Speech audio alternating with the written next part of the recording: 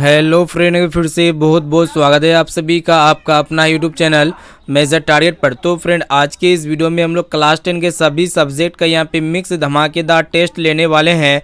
जिस तरह हम लोग पिछले वाले टेस्ट लेते हैं ना, जितने भी हम लोग यहाँ पे मिक्स धमाकेदार टेस्ट लेते हैं, तो उसी प्रकार यहाँ पे क्लास 10 के सभी सब्जेक्ट का यहाँ पे टेस्ट लेने वाले हैं। ठीक है। और दोस्तों, ये क्लास 10 के सभी सब्जेक्ट का यहाँ पे मिक्स धमाकेदार टेस्ट का यहाँ पे 21वां पार्ट है। इससे पहले हम लोग काफ़ी सारे पार्ट को यहाँ पे पढ़ा चुके हैं, जिनमें हम लोग काफ़ी महत्वपूर्ण प्रश्न को सेलेक्ट करके जो है ना आपके लिए स्पेशली टेस्ट को ले चुके हैं। ठीक है। अगर आप चाहते हैं कि इस बार मैट्रिक के बोर्ड एग्जाम की तैयारी काफ़ी अच्छी तरीके से करने के लिए अगर अपना तैयारी को जांचना चाहते हैं ना, तो ये सभी प्रश्न को आपको शुरू से लेकर आखिरी तक पढ़ते हुए जाना है, जिनमें यहाँ पे क्लास 10 के सभी सब्जेक्ट, जिनमें आपका है सामाजिक विज्ञान है, हिंदी है, फिर संस्कृत है और इनके साथ साथ गणित है।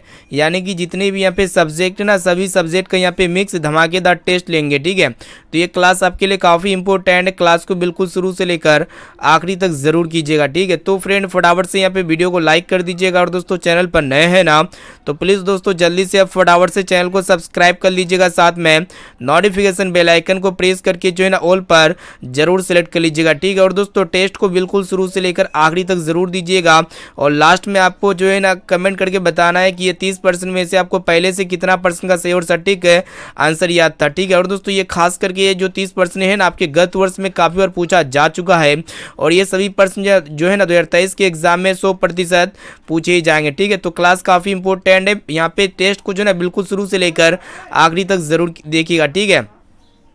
तो चलिए दोस्तों, देखते हैं यहाँ पे आज का जो फर्स्ट प्रश्न है ना, आपके बोर्ड एग्जाम के लिए काफ़ी महत्वपूर्ण है।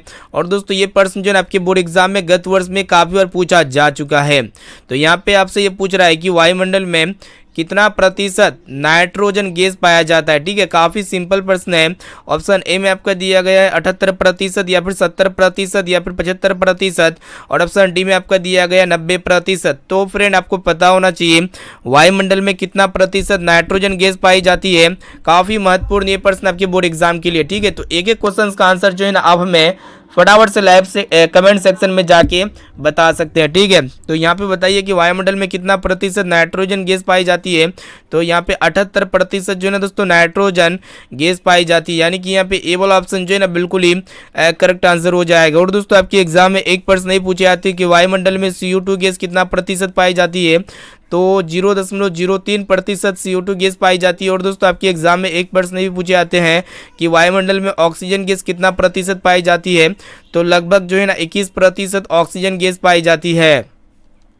अब चलिए फ्रेंड, देखते हैं यहाँ पे नेक्स्ट क्वेश्चन। दूसरा नंबर प्रश्न भी बहुत ही महत्वपूर्ण है, और ये भी प्रश्न जो है ना आपके बोर्ड एग्जाम में पूछे जा सकते हैं, तो इसको अच्छी तरीके से याद कर लीजिएगा।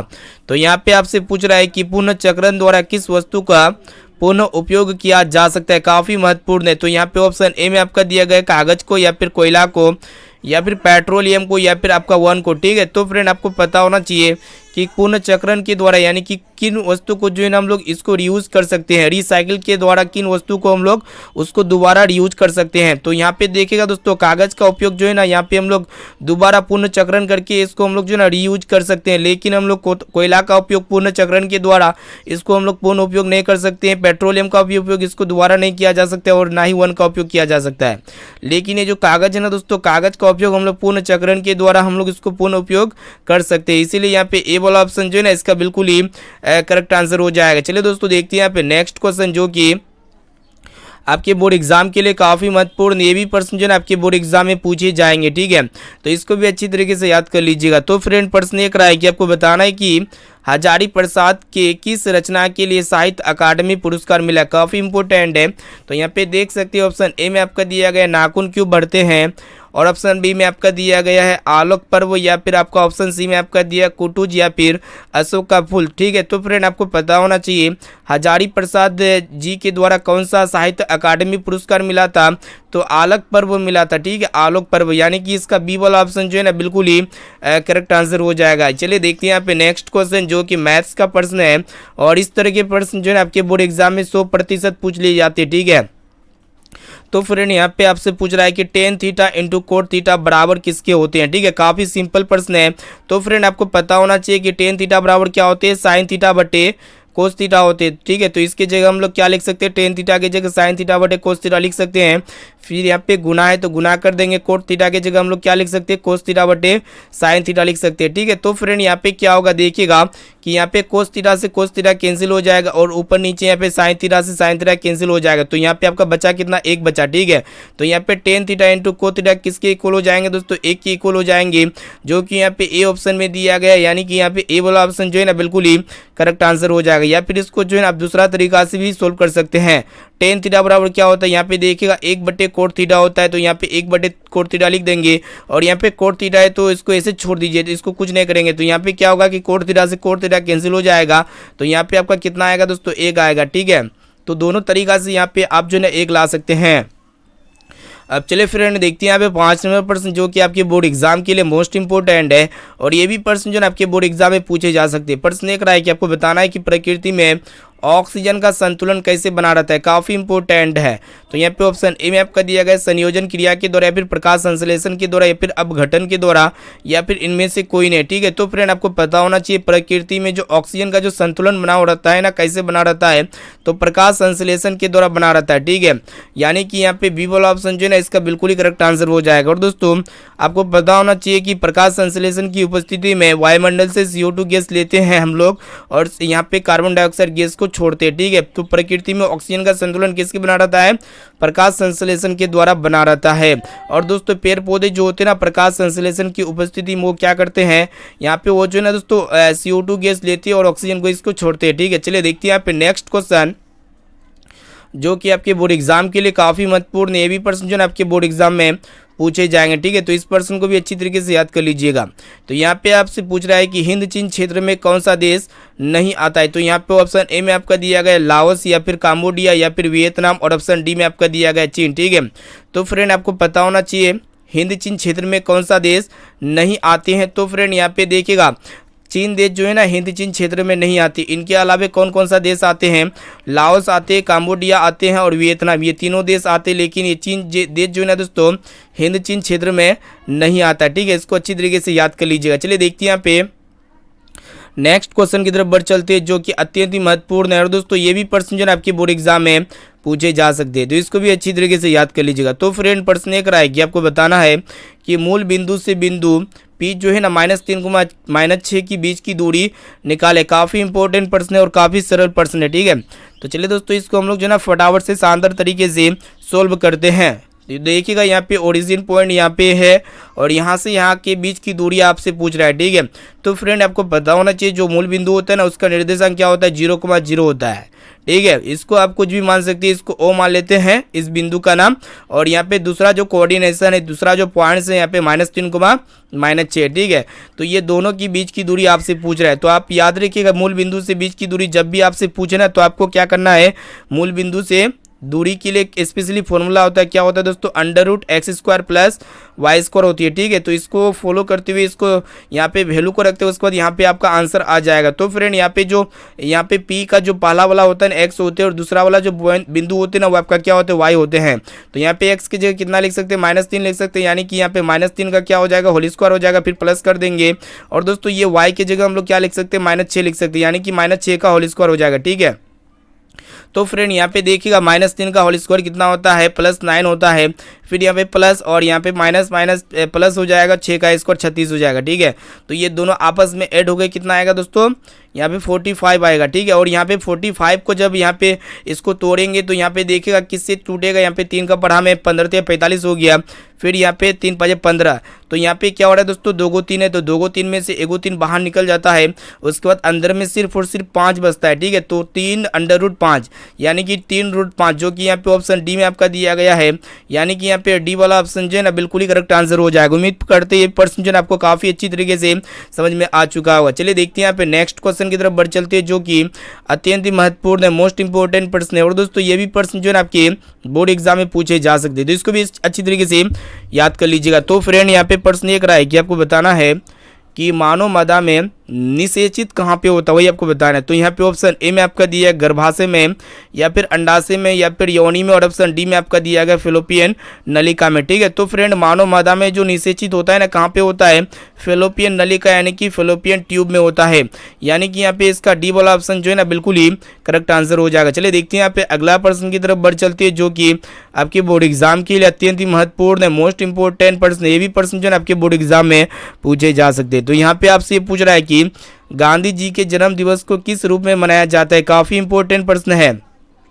तो यहाँ पे ऑप्शन ए में आपका दिया गया शिक्षक दिवस के रूप में, या फिर अहिंसा दिवस के रूप में, या फिर स्वतंत्रता दिवस के रूप में, या फिर मानवता दिवस के रूप में। ठीक है, तो फ्रेंड आपको पता होना चाहिए गांधी जी के जन्म दिवस को जो है ना अहिंसा दिवस के रूप में मनाया जाता है। और दोस्तों ये दिवस जो होते हैं यानी कि ये दिन जो है ना किस दिन को मनाया जाता है, 2 अक्टूबर को मनाए जाते हैं, जो कि अहिंसा दिवस होते हैं। इसी दिन जो है ना गांधी जी के जन्म दिवस को उसके जन्म दिवस के रूप में अहिंसा दिवस के रूप में मनाया जाता है। चलिए देखते हैं यहाँ पे नेक्स्ट क्वेश्चन की तरफ बढ़ चलते हैं, जो कि आपके बोर्ड एग्जाम के लिए बहुत इंपॉर्टेंट है। और दोस्तों ये भी प्रश्न जो है आपके बोर्ड एग्जाम में पूछे जा सकते हैं। ठीक है, तो इसको भी अच्छी तरीके से याद कर लीजिएगा। तो यहाँ पे आपसे ये पूछ रहा है कि साम्यवादी शासन का पहला प्रयोग जो है ना दोस्तों कहाँ पे हुआ था, वही आपको बताना है। तो यहाँ पे ऑप्शन ए में आपका दिया गया रूस में, या फिर जापान में, या फिर चीन में, और ऑप्शन डी में आपका दिया गया क्यूबा में। ठीक है, तो फ्रेंड ये जो साम्यवादी शासन का जो पहला प्रयोग हुआ था ना कहाँ पे हुआ था, रूस में हुआ था। यानी कि इसका ए वाला ऑप्शन जो है ना बिल्कुल ही करेक्ट आंसर हो जाएगा। तो फ्रेंड यहाँ पे हम लोग जो है ना काफी महत्वपूर्ण 30 मोस्ट इंपोर्टेंट क्लास 10 के सभी सब्जेक्ट का यहाँ पे जो है ना धमाकेदार टेस्ट ले रहे हैं। इसलिए टेस्ट को जो है ना दोस्तों बिल्कुल शुरू से लेकर आखिरी तक जरूर दीजिएगा, क्योंकि ये जो सभी प्रश्न है ना आपके बोर्ड एग्जाम में काफी सारे प्रश्न इसी वीडियो से आने वाला है। और दोस्तों इस टेस्ट को शुरू से लेकर आखिरी तक अगर आप दे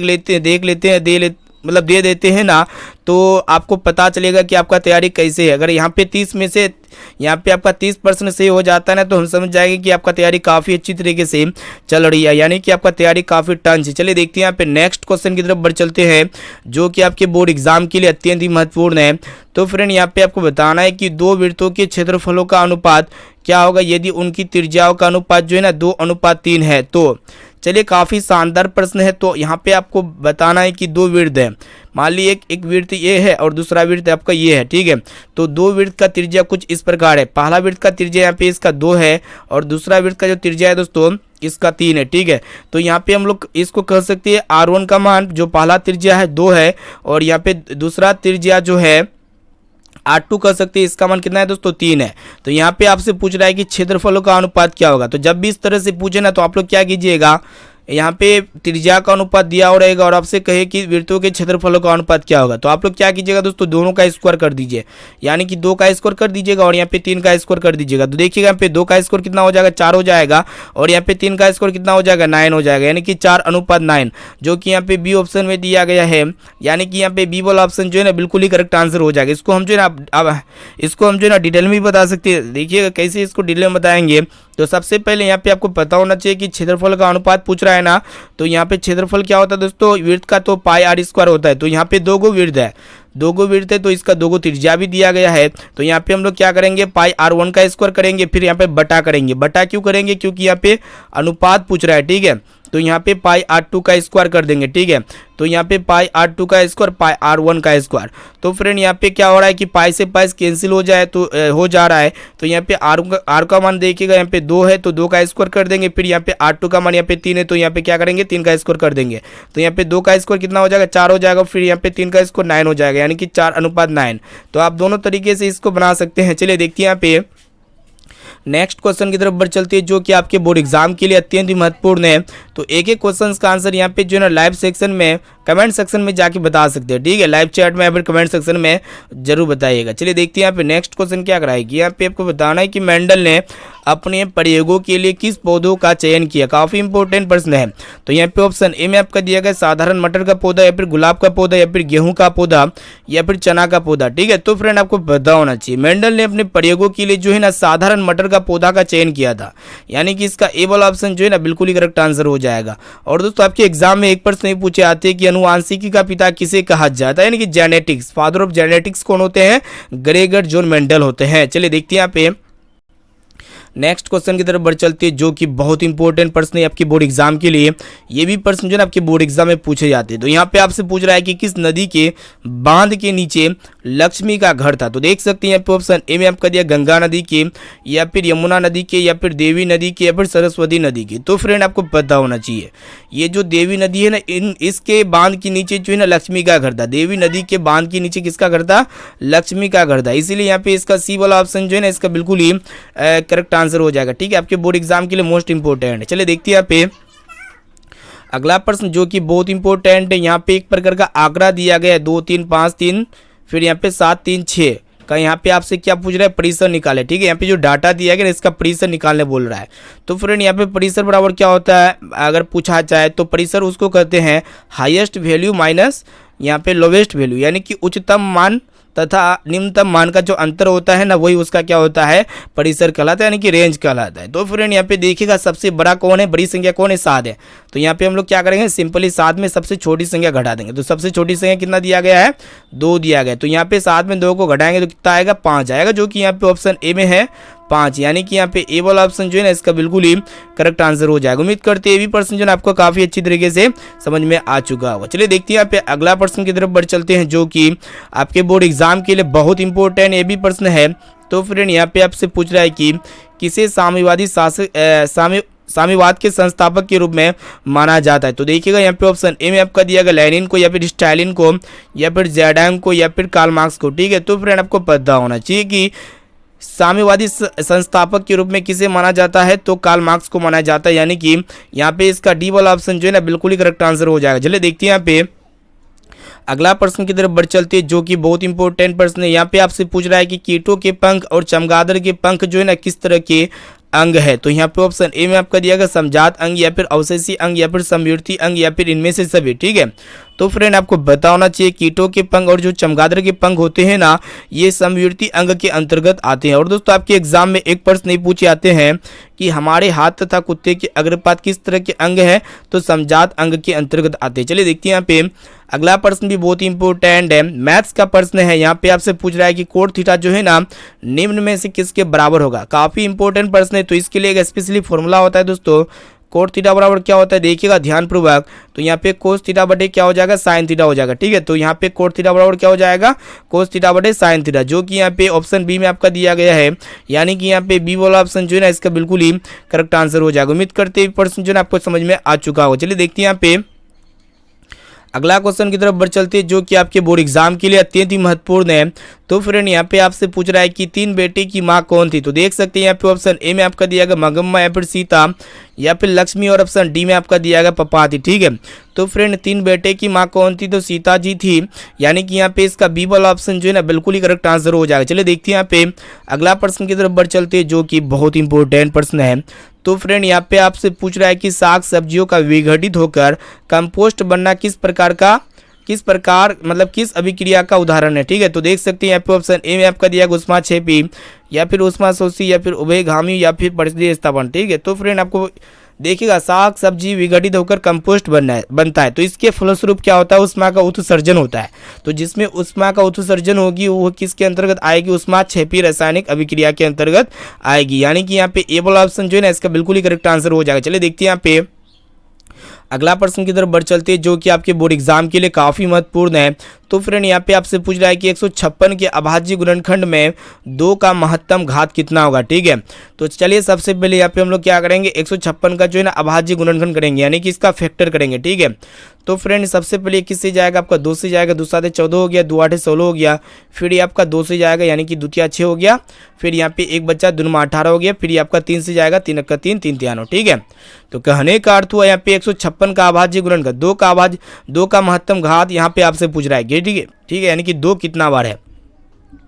तो फ्रेंड यहाँ पे अगर देखा जाए कि 2 गुना 2 गुना 3 गुना 13, इसको हम लोग कुछ इस प्रकार लिख सकते हैं। ठीक है, तो यहाँ पे अगर देखिएगा तो 2 के पावर 2 है, और यहाँ पे 3 एक बार है, और यहाँ पे 13 सिर्फ और सिर्फ एक ही बार है।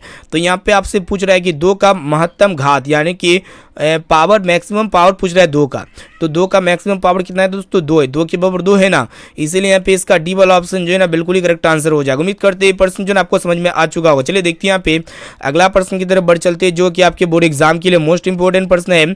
और दोस्तों प्रश्न ये रहा है कि आपको बताना है कि लक्ष्मण की पत्नी का नाम क्या था। काफी इंपोर्टेंट प्रश्न है। तो यहाँ पे ऑप्शन ए में आपका दिया गया लक्ष्मी, या फिर सीता, या फिर अमाबिका, या फिर ललिता। ठीक है, तो फ्रेंड है लक्ष्मण की पत्नी का नाम क्या था, लक्ष्मी था, इसे आपको याद होना चाहिए।